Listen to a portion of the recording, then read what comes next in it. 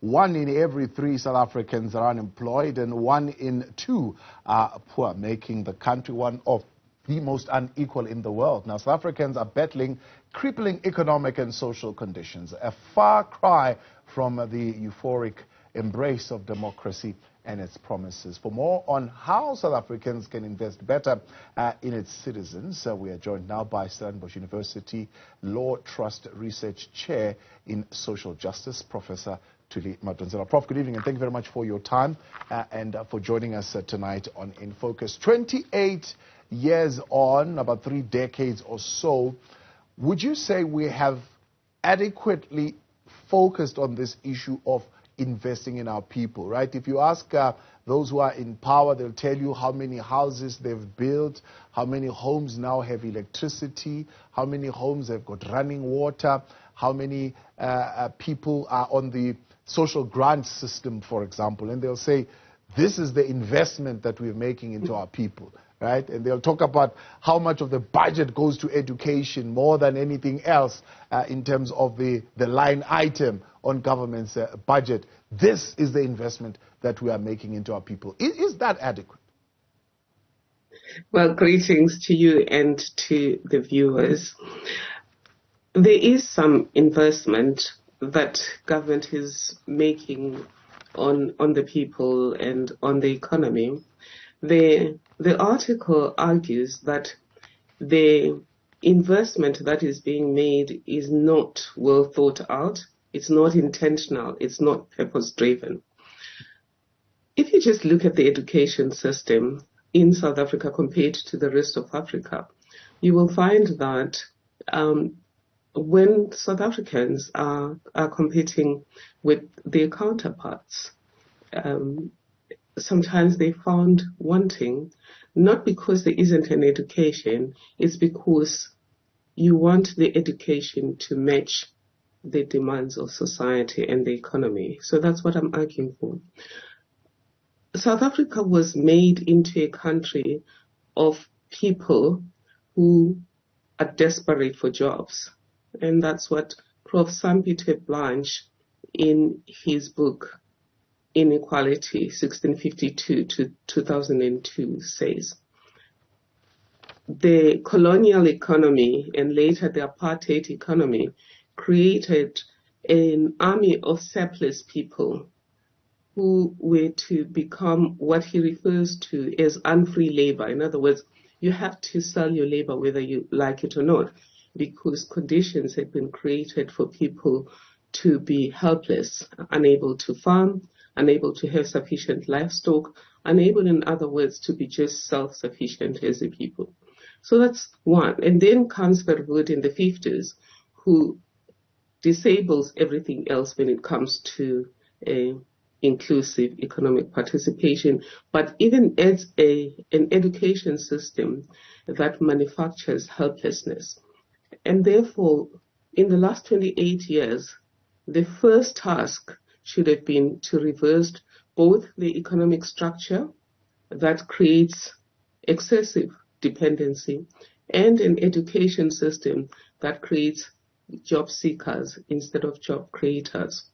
And so the article argues that in Rwanda, they have Rwanda 2050.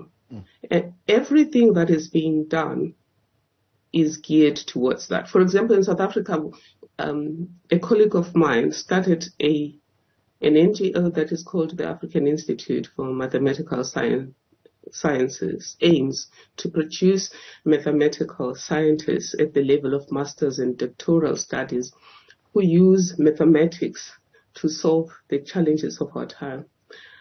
It didn't get sufficient support in South Africa. Instead, it got sufficient support in Rwanda, not because the person was politically connected or somebody known. All Rwanda had to look at was, how does this fit within the broader strategy of what Rwanda wants to become by 2050? Yeah. Is the fault with the education system, or is the fault with the economic system? Dr. Patrick Lehutla, for example, argues that we don't have targets. For example, we don't have a target that says we want our economy to grow in the next 3 years at 10% in order for us to be able to employ all these people that are graduates coming out of our tertiary institution. One would say maybe 10% is a little bit too ambitious. Maybe just say 5%, right? But then we are therefore not putting the inputs that are necessary to grow this economy at that degree of 5% to be able to absorb those learners that are coming off the tertiary institution. So it's not the education per se that is a problem, but it's the fact that after we've educated them, they've got no economy to go to work at. Right. I want to say the problem is in both. Firstly, just looking at your language, which is the language of government and political parties, we want to create a growing economy. Economic growth per se does not translate into economic well-being.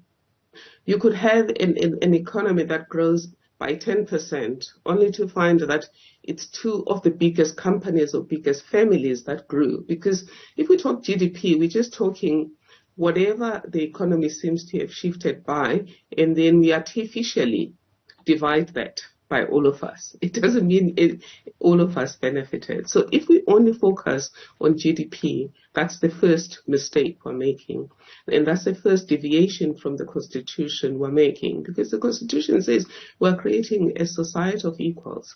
We are adopting this Constitution in order to heal the divisions of the past and establish a society that is based on democratic values, social justice, and fundamental human rights and freedoms. Not one freedom, not just political freedom, not just legal freedom, freedom from want, freedom from economic shackles, all kinds of freedom. So that's the first mistake that we're making.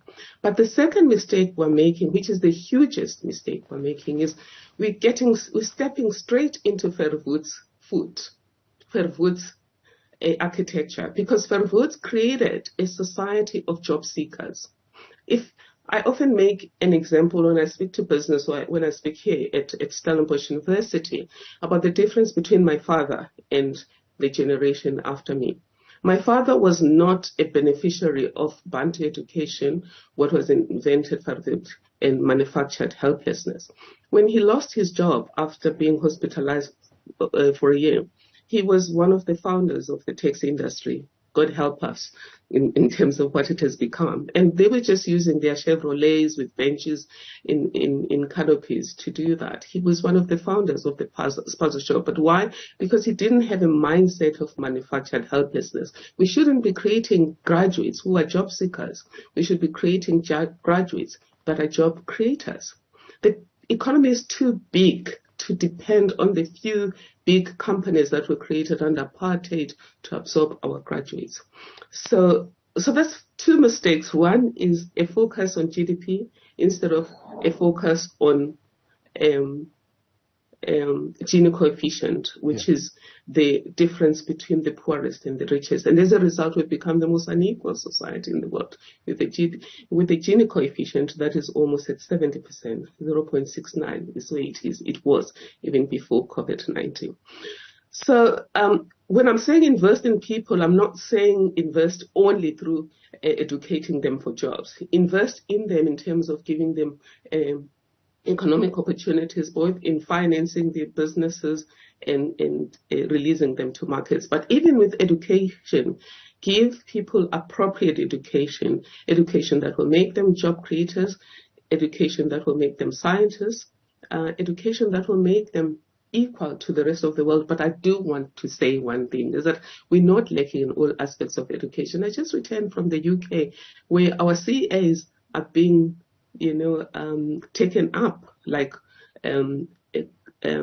popcorn at a movie theater, because we're producing fantastic CAs. So it's not defective in all aspects, but in some aspects it's not attuned to the needs of our society. Yeah. Do you think political affiliations are detracting us from the South Africa we want? And do we have a South Africa that we want, that we all agree on? I think political affiliations, yes, are standing in the way. But I remember having a chat with F.W. de Klerk before he passed on, and others, when we had our first social justice summit. By the way, just a quick advert, we're having the fourth one on the 11th and 12th. During that summit, there was an agreement that we have an inherited economy that is full of disparities that come from the past. But that one of the mistakes we made was that we had a political deal and a legal deal by way of a constitution, but we never then agreed on how are we going to build an economy that includes everyone in all aspects of it. And this idea of saying young people, we're only going to include them as job seekers, then we're wasting our future Einsteins, our future Thomas Edisons, and all of the brains that we have that are trapped among those young people. Yes, some of them will be job seekers, but let's not prepare them for job seeking. How did Rwanda approach that particular aspect of things where, I mean, when we speak of South Africa, we speak of previous disadvantage, we speak of retribution, we speak of compensation, when we speak of all these issues, yes. You say, well, there's a margin of people that we need to appreciate that they need to be put first. How did Rwanda approach that? Well, the starting point, what we say at the University of Stellenbosch, is the starting point is let's embrace the preamble. And in front of our building, the law school at Stellenbosch University, there are panels that have the preamble. Because when you know where you're going, then you're not going to choose any path that is available. And so that's one of the mistakes with foreign direct investment. As long as somebody comes with loads of money, we think, let's work together. No. If we're clear about where we're going, we should be able to say to some people, as Rwanda does, no, we don't want your money because your money is going to force us to pivot in a manner that is not aligned to our strategy. So the starting point is to take that constitution and dial it down to now a social and economic social compact. And say practically when we're talking about a society that is based on democratic values, social justice, and fundamental human rights and freedoms, what does it look like? And the Constitution goes further to say this is a society where every citizen's life is improved. And I want this to be understood, about this issue about foreigners and nationals, that the Constitution wants us to embrace every human being, but it distinguishes, it does create a bit of a hierarchy in terms of rights. So every citizen's right, every citizen's life must be improved, and every person's potential must be free. We then have to ask ourselves, as we draw up this social compact, what does this mean in terms of who owns land? What kind of division in terms of land ownership? This whole thing of, rushing to say we want to expropriate without compensation. What has been happening since that announcement was made is that people are just selling their land to multinational corporations. So when you try to expropriate without compensation, you're going to be dealing with global giants. So instead of making such haphazard announcements, sit around the table and say, what does a fair society look like in terms of distribution of land? What happened in the past? Because there are people who don't really know how did we get there. They think poor people are poor because they've made poor choices. And you need to show people how the current disparities are a legacy of the past legalized injustices, such as land dispossession, Group Areas Act, exclusion from economic opportunities, job reservation, and all of the privileges that were given by white people. And people should then know that whatever disparities exist, they're partly because some people are smarter than others, some people work harder than others, but a lot of it, as Justice Edwin Cameron says in the Daniels versus Krabante, a lot of it has to do with what happened in the past. In other words, the past is still with us, and we need to deal with it. So we need to get everyone to come to the part around that. And then we say, where do we want to then achieve this balance, this parity? It can't be that those who were confined to jobs, to menial jobs by fair wood, should be confined to those. Also, if the majority of your people are job seekers and very few of your people are job creators, you have an economy that is designed to fail. The majority of your people should be in the middle. There should be less people with less economic means. The bulge should be in the middle, so that if for any reason people at the bottom fall through the cracks or, suffer misfortune, the middle class can take care of them. At this stage, there's just too many people at the bottom. You mentioned the statistics yourself. Some people, when we travel overseas, they ask us, how come your country has not exploded? And we say, if we continue to fail to deal with these disparities, it is going to explode.